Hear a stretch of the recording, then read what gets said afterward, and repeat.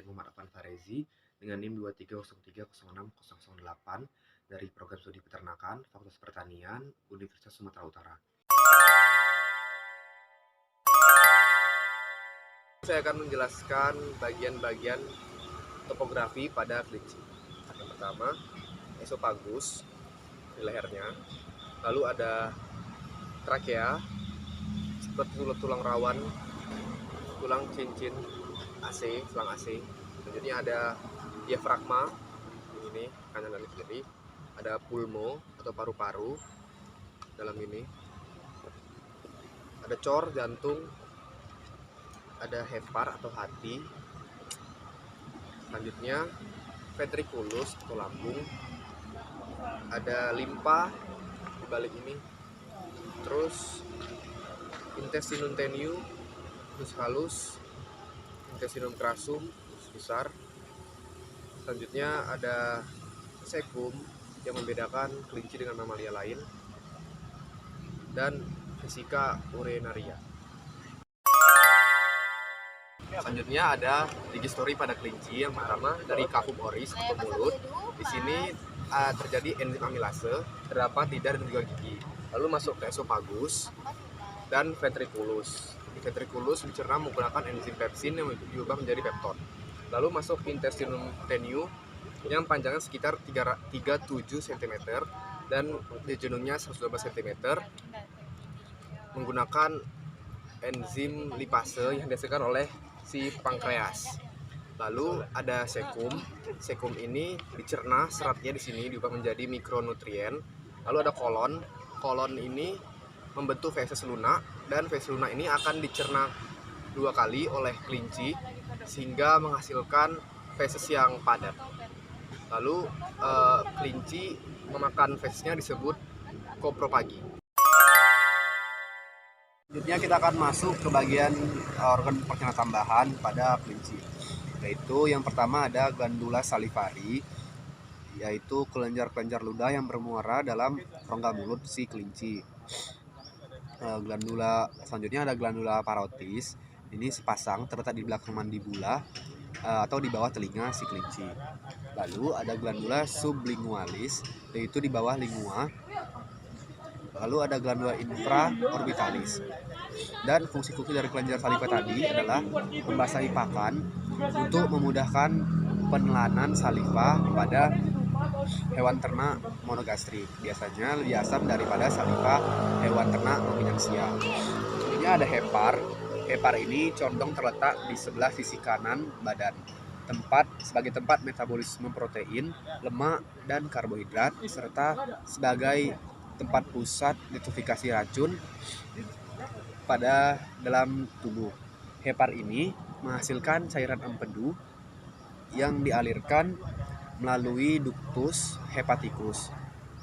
Lalu selanjutnya ada vesica velea, di sini sudah pecah kantong empedunya. Dan ada pankreas yang terletak di antara duodenum parscendens dan parscendens yang menghasilkan 2 macam getah. Yang pertama enzim, yaitu disalurkan melalui ductus pancreatus ke duodenum dan menghasilkan hormon yang disalurkan langsung ke dalam darah melalui saluran keluar. Selanjutnya masuk ke sistem pernafasan pada kelinci. Yang pertama ada nares. Nares merupakan pernapasan yang pertama atau sering juga disebut sebagai lubang hidung. Lubang hidung ini berguna untuk mengambil udara agar si kelinci dapat bernapas dengan baik. Yang kedua ada glotis atau laring. Posisinya ada di pangkal trakea di bagian atas. Glotis ini mempunyai perbedaan dengan laring.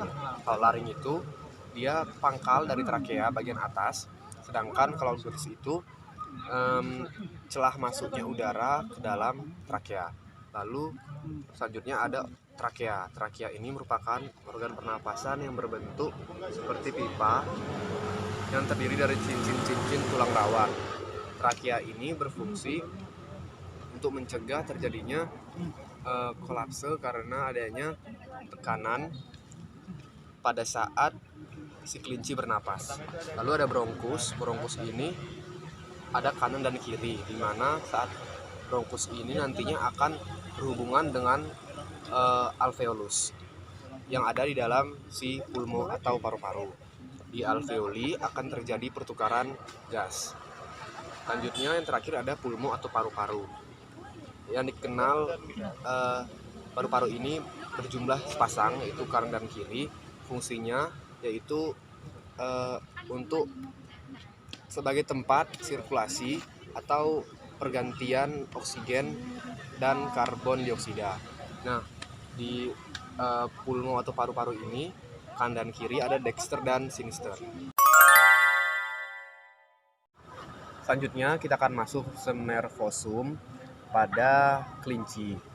Nah, di sistem nervosum pada otak kelinci terbagi menjadi beberapa bagian, termasuk otak besar atau cerebrum dan otak kecil atau disebut biasanya dengan cerebellum, dan batang otak atau spons dan medula oblongata. Otak mengatur fungsi-fungsi penting seperti persepsi sensorik, pengatur gerakan tubuh, dan proses kognitif. Lalu yang kedua ada sumsum tulang belakang. Sumsum tulang belakang ini merupakan bagian dari sistem saraf pusat yang berjalan melalui kanal tulang belakang. Ini adalah jalur komunikasi antara otak dan tubuh yang membawa sinyal-sinyal sensorik dari tubuh ke otak dan mengirimkan sinyal-sinyal motorik dari otak ke tubuh. Lalu bagian-bagiannya itu ada hemisfer cerebri. Ini merupakan belahan otak yang terbagi antara kanan dan kiri. Lalu ada visceral longitudinalis cerebri atau lekukan yang memisahkan kedua hemisfer tadi. Dan tentunya ada giri atau lengkungan pada permukaan cerebrum. Lalu ada sulci, lekukan pada permukaan cerebrum, dan cerebellum merupakan bagian otak yang terletak di belakang kepala, tepatnya di bawah lobus orbital otak besar, dan ada medula oblongata.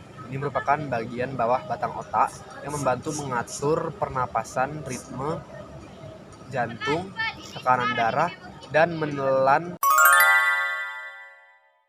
Selanjutnya kita masuk ke sirkulasi peredaran darah. Ada 3 organ yang berperan dalam sirkulasi darah, yaitu yang pertama ada jantung, memiliki beberapa bagian, diantaranya ada atrium, ada atrium dexter, atrium sinister, ventricle dexter, dan ventricle sinister. Pembatas antara atrium dexter dengan atrium sinister dinamakan interatria septum. Sedangkan pembatas antara ventricle dexter dengan ventricle sinister disebut dengan intraventricular septum. Nah, antara atrium dexter dengan ventricle dexter pada katup yang dinamakan valvula tricuspidalis. Sedangkan antara atrium sinister dengan ventricle sinister disebut dengan valvula bicuspidalis. Yang kedua ada darah, terdiri dari 3 macam. Yang pertama ada sel darah merah atau eritrosit yang fungsinya sebagai transportasi nutrisi, O2, CO2, dan juga hormon. Yang kedua ada sel darah putih atau leukosit yang fungsinya sebagai antibodi, dan yang ketiga ada keping darah atau trombosit yang fungsinya sebagai proses pembekuan darah.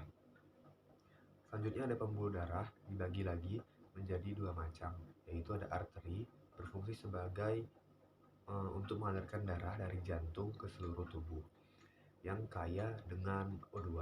Sedangkan vena merupakan pembuluh darah yang membawa darah dari seluruh tubuh menuju jantung yang kaya akan CO2. Lalu dalam sirkulasi ini terdapat 2 mekanisme. Yang pertama inspirasi dan yang kedua ekspirasi. Selanjutnya kita akan masuk ke bagian 4 lambung sapi, yaitu ada rumen, retikulum, omasum, dan abomasum, atau yang disingkat dengan RROA. Ini merupakan 4 lambung pada ternak ruminansia. Nah, yang pertama itu ada rumen. Rumen itu bentuknya seperti handuk bekas dan ada serabut-serabutnya ini. Di dalam rumen ini terdapat bakteri-bakteri, yaitu seperti contohnya bakteri selulotik, hemiselulotik, amilolitik, proteolitik, ureolik, dan metanogenik. Berikutnya ada retikulum. Di sini nggak ada bahannya. Retikulum bentuknya itu seperti sarang lebah dan fungsinya sebagai tempat fermentasi dan membantu proses fermentasi juga. Selain itu, untuk menyortir partikel berdasarkan ukuran dan membentuk gerakan memutar ketika proses terjadi untuk mengaduk dan mencerna makanan. Lalu ada omasum. Omasum ini bentuknya seperti buku atau lembaran-lembaran gitu. Ini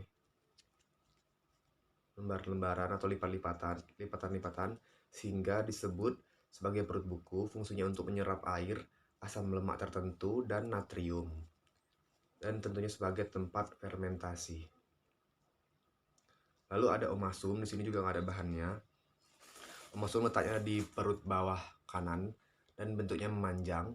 Fungsinya sebagai lambung keempat ini adalah sebagai proses pencernaan secara kimiawi.